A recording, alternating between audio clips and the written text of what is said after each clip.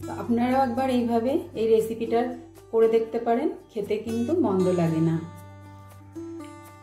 তো এইভাবে জলখাবার আপনারা বাড়িতে অনায়াসেই খুব কম সময় করে নিতে পারেন, আর এটা খেতে কিন্তু খুবই ভালো লাগে।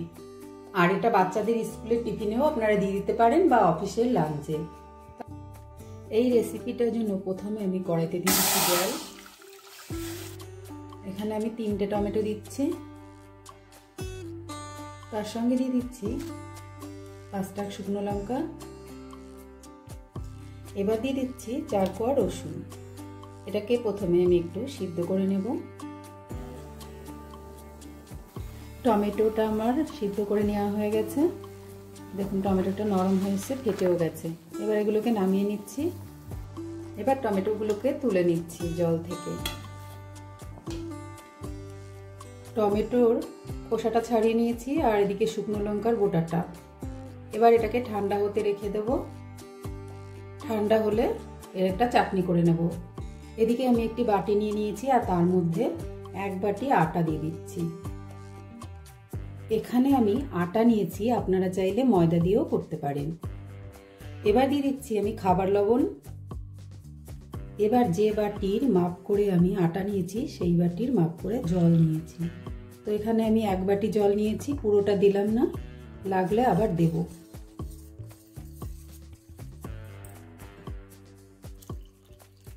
এক বাটি জল প্রথমে আমি পুরোটা দিয়েছি।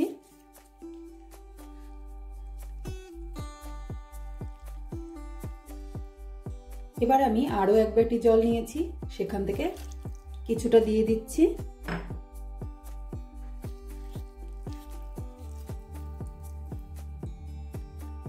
এখানে আমার আরো কিছুটা জল লাগবে।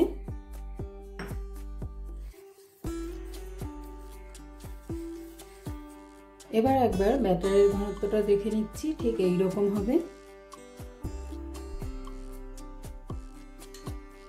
তো এবার আমি এখানে দিয়ে দিচ্ছি বেকিং সোডা, 1 চামচের 4 ভাগের 1 ভাগ। এবার এটা সোডাটাকে দিয়েও ভালো করে একটু মিশিয়ে নেব। ভালো করে বেকিং সোডা দেওয়ার পরে আমি আরেকবার মিশিয়ে নিলাম। ফ্রাই প্যান বসিয়ে একটু তেল ব্রাশ করে নিয়েছি। প্যানটা একটু গরম হলে এবার এইখান থেকে যে ব্যাটারটা আমি করে রেখেছিলাম সেখান থেকে কিছুটা ব্যাটার নিয়ে এইভাবে আমি কড়াইয়ের মাঝখানটাতে দিয়ে দিচ্ছি।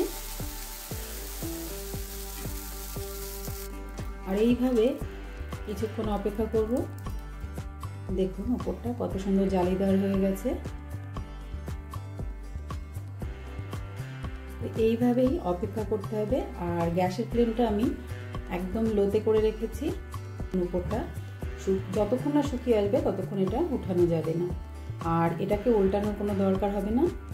উপরটা শুকিয়ে এসছে। তো এইভাবেই প্রত্যেকটা রুটিকে আমি বানিয়ে নেব। আর রোজ রোজ রুটি না খেয়ে আপনারা এইভাবেও বানিয়ে নিতে পারেন। তো একটা আমার হয়ে গেছে, নামিয়ে নিচ্ছি। এবার আরেকটিও দিয়ে দেবো। আর এখানে আর তেল ব্রাশ করতে হবে না, ওই একবারই তেল ব্রাশ করলেই হয়ে যাবে। একইভাবে এটাও ভেজে নেব। তো এই রুটিটাও হয়ে গেছে, এটাকেও তুলে নিচ্ছি। তো এইভাবে আপনারা সকাল বিকালে জলখাবার করে নিতে পারেন খুব সহজেই। আর একইভাবে আমি প্রত্যেকটিকেই ভেজে নিচ্ছি। প্রত্যেকটা জলখাবার আমি ভেজে নিয়েছি। এবার চাটনিটাকে করে নিচ্ছি। প্রত্যেকটা জলখাবার আমার ভেজে নেওয়া হয়ে গেছে। এবার চাটনিটাকে করে নেব। তার জন্য আমি একটি মিক্সিং জার নিয়েছি, আর এর মধ্যে আমি দিয়ে দিচ্ছি টমেটো, লঙ্কা, রসুনটাকে। এবার এটার একটি পেস্ট তৈরি করে নিচ্ছি। পেস্টটা আমার তৈরি করে নেওয়া হয়ে গেছে। এবার ওই ফ্রাই প্যানে আমি দিয়ে দিচ্ছি একটু তেল, 1 চামচের মতো। তার মধ্যে আমি দিয়ে দিচ্ছি কিছুটা মুগ ডাল, এটা 1 চামচ আছে। এবার এটাকে একটু ডালটাকে ভেজে নিচ্ছি।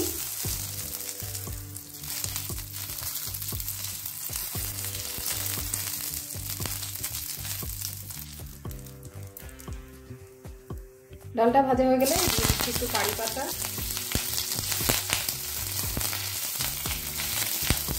এবার এর মধ্যে আমি দিয়ে দিচ্ছি তেঁতুলের রস, তার সঙ্গে দিয়ে দেবো যে টমেটো আর লঙ্কা পেস্টটা করে রেখেছিলাম সেটা।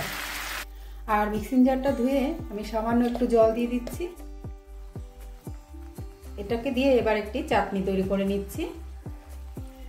এটা দিয়ে এবার আমি একটি সস তৈরি করে নিচ্ছি।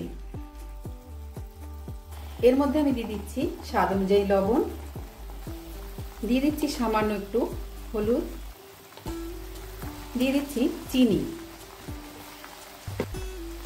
3 চামচ পরিমাণ চিনি এখানে দিলাম। এবার এটাকে একটু রান্না করে নিতে হবে। তো চাটনিটা আমার তৈরি করে নেওয়া হয়ে গেছে, এবার এটাকেও নামিয়ে নিচ্ছি। এবার চাটনিটাকে ঢেলে নিচ্ছি একটি বাটির মধ্যে। এবার উপর থেকে আমি একটু কারি পাতা দিয়ে দিলাম। এবার এই সস দিয়ে এই জলখাবারটা খেতে খুবই ভালো লাগবে। আপনারাও একবার এইভাবে এই রেসিপিটা করে দেখতে পারেন, খেতে কিন্তু মন্দ লাগে না। তো আজকের জলখাবারের রেসিপি আপনাদের কেমন লাগলো অবশ্যই জানাবেন, আর সবাই ভালো থাকবেন, সুস্থ থাকবেন। তো এবার সমস্ত জলখাবারটাকে আমি নামিয়ে নিয়েছি, আর এটা একটি প্লেটে আমি সার্ভ করে নেব। এবার বাচ্চাদের স্কুলের টিফিন বক্সেও এইভাবে আপনারা জলখাবার বানিয়ে দিতে পারেন। আর এই জলখাবারটা খুবই হেলদি, যেহেতু এটা আটা দিয়ে তৈরি, আর এটা থাকেও খুব নরম। একটা আপনাদেরকে আমি ছিঁড়ে দেখিয়ে দিচ্ছি।